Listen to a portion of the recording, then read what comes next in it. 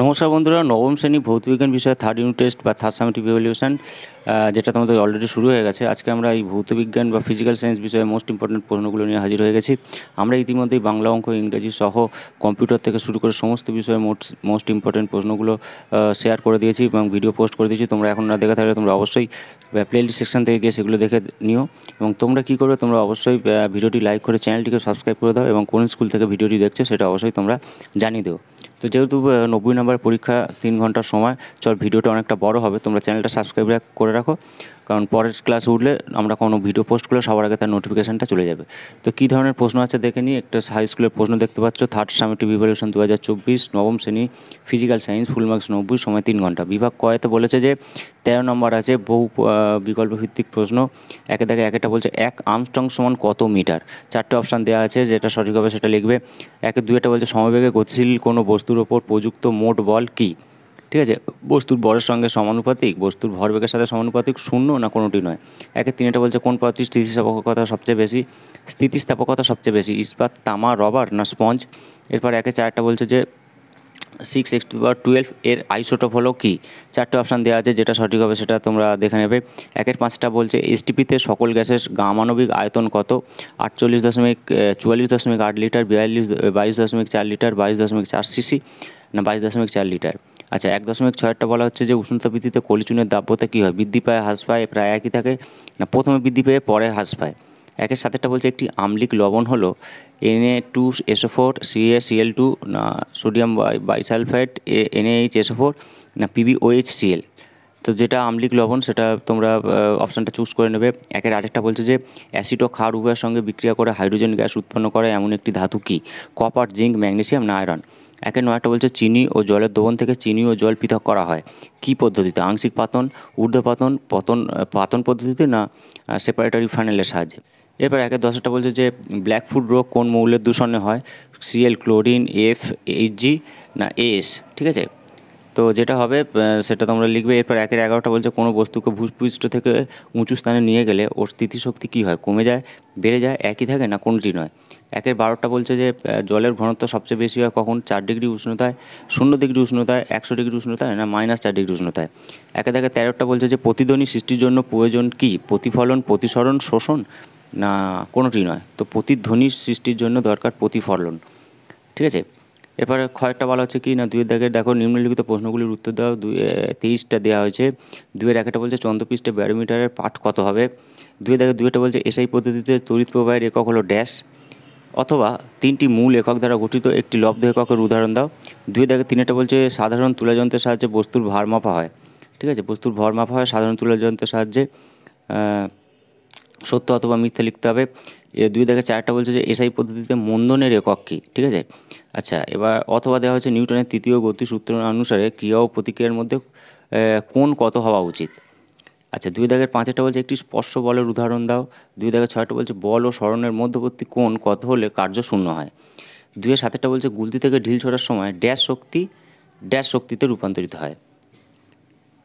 এবারে এটা স্থিতিশক্তি গতিশক্তিতে রূপান্তরিত হয়। অথবা বলে যে 2 কেজি ভরের একটি বস্তুর গতিশক্তি 4J। ঠিক আছে, 4 জুল। বস্তুটির বেগের মান কত। 2 বলছে কম্পাঙ্কের একক কী। 9 বলছে সোনারের পুরো নাম কি, SONAR। অথবা স্টেথোস্কোপ শব্দের কোন নীতির ওপর ভিত্তি করে কাজ করে। 10 বলছে 0 ডিগ্রি সেলসিয়াসের বরফ এবং 0 ডিগ্রি সেলসিয়াসের জলের মধ্যে কোনটি বেশি ঠান্ডা। 11 বলছে কার্য ও তাপ সম্পর্কিত জুলের সূত্রটি লেখো। অথবা 100 ডিগ্রি সেন্টিগ্রেডে 100 গ্রাম জলকে স্টিমে পরিণত করতে কত তাপ লাগবে। 12 বলছে Cl আয়নে ইলেকট্রন সংখ্যা নির্ণয় করো। 13 বলছে পরমাণুর সবচেয়ে ভারী কণা কোনটি। 14 বলছে অ্যাভোগাড্রো সংখ্যার মান কত। এরপর 15 বলছে 1 মোল অক্সিজেন সমান কত গ্রাম অক্সিজেন। 16 বলা হচ্ছে যে সোডিয়াম থায়োসালফেটের কেলাস সামান্য উত্তপ্ত করলে কী দ্রবণ প্রস্তুত হয়। 17 বলছে একটি তরল এরোসলের উদাহরণ দাও। অথবা ডিটারজেন্ট একটি ইমালশন কারক, সত্য অথবা মিথ্যা সেটা লিখতে হবে। 18 বলা হচ্ছে যে পুকুরের জল আম্লিক হলে কী করতে হয়। 19 বলছে তীব্র অ্যাসিড ও মৃদু ক্ষারের প্রশমনের জন্য কোন নির্দেশকটি ব্যবহার করা বাঞ্ছনীয়। এবারে 20 বলা হচ্ছে যে বাম দিকের সাথে ডান দিকের সামঞ্জস্য বিধান করা, মানে বাম দিকের সাথে ডান দিক মেলাতে হবে। বাম দিকে কী আছে না তুঁতে জলীয় দ্রবণ, তারপর CCl4 ও 2CCl4 ও জলের মিশ্রণ।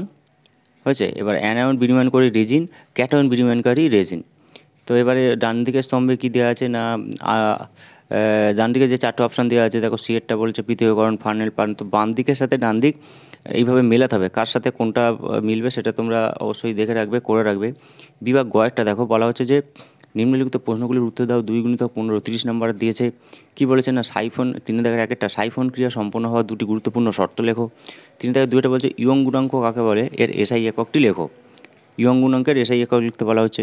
3-3 বলছে ম্যাট্রিক পদ্ধতি ব্যবহারের 2টি সুবিধা উল্লেখ করো। 3-4 বলছে সিজিএস পদ্ধতিতে বলের পরম এককের সংজ্ঞা দাও। 3-5 বলছে একটি বস্তুর ওপর 50 নিউটন বল প্রয়োগ করে বস্তুটিকে ক্রিয়ার দিকে 2 মিটার সরানো হলো। তো কৃতিকার্যের মান নির্ণয় করতে বলা হচ্ছে। 3-6 বলছে ভরবেগ ও গতিশক্তির মধ্যে সম্পর্ক স্থাপন করো। 3-7 বলছে শব্দের প্রাবল্য কী কী বিষয়ের উপর নির্ভর করে। 3-8 বলছে ক্যালোরিমিতির মূল নীতিটি লেখো এবং এটি প্রযোজ্য হওয়ার শর্তগুলো কী কী। 3-9 বলছে 92U238 ইউরেনিয়াম মৌলটির নিউক্লিয়নের সংখ্যা লেখো। ঠিক আছে। এবার 3-10 বলছে এনটিপিতে 22 গ্রাম কার্বন ডাইঅক্সাইডের আয়তন কত। 3-11 বলছে কলোডীয় দ্রবণের সঙ্গে প্রলম্বে 2টি পার্থক্য লেখো। 3-12 বলছে বৃষ্টির জল মৃদু আম্লিক হয় কেন। এবং 3-13 বলা হচ্ছে আংশিক পাতন কাকে বলে, এই পদ্ধতির একটি সীমাবদ্ধতা উল্লেখ করো। বলছে 3.14 মানে 3-14 বলছে হু নির্দেশিত পানীয় জলের ফ্লুরাইডের মাত্রা কত এবং জলদূষণের 2টি কারণ উল্লেখ করো। তো এই প্রশ্নগুলো দেওয়া হয়েছে 2 নম্বর করে। এবার যেটা বলছে ঘ বিভাগ দেখো, একটু বড় প্রশ্ন, নিম্নলিখিত প্রশ্নগুলির উত্তর দাও। 3 × 8 24 নাম্বার দেওয়া আছে। তো কী কী দেওয়া আছে না, 4-1 বলছে বেগ সময় লেখচিত্র ব্যবহার করে S = UT + ½ AT² সমীকরণটি প্রতিষ্ঠা করো। চিহ্নগুলি প্রচলিত অর্থবাহী। ঠিক আছে। বেগ সময় লেখচিত্র ব্যবহার করে এটা করতে বলছে, সমীকরণ প্রতিষ্ঠা করতে বলা হচ্ছে। 4-2 বলা হচ্ছে যে কোনো স্থানে বায়ুমণ্ডলীয় চাপ 76 সেন্টিমিটার পারস্তম্ভ বলতে কী বোঝো, পাস্কাল এককে এর মান কত। 4-3 বলছে যে আয়তন উষ্ণতা লেখচিত্র অঙ্কন করে জলের ব্যতিক্রান্ত প্রসারণ ব্যাখ্যা করো। এবং 4-4 বলছে একটি সুরশলাকার কম্পাঙ্ক 660 হার্জ, বায়ুতে শব্দের বেগ 330 মিটার/সেকেন্ড হলে সুরশলাকার 200টি পূর্ণ কম্পনে শব্দ কত দূরত্ব অতিক্রম করবে। সূত্র দ্বারা এই অঙ্কগুলো করতে হয়।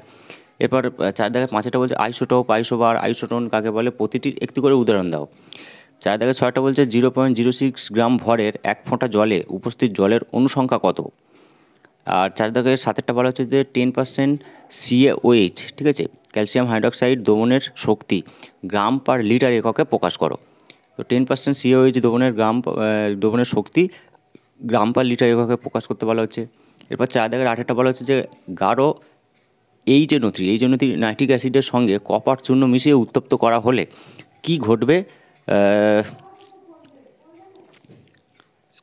সমীকরণ সহ লেখো। ঠিক আছে। তো গাঢ় HNO3, ঠিক আছে, তাহলে কী হবে না, এর সাথে কপার Cu + HNO3 দিয়ে যে বিক্রিয়াটা হয় সেটা তোমরা করে নেবে।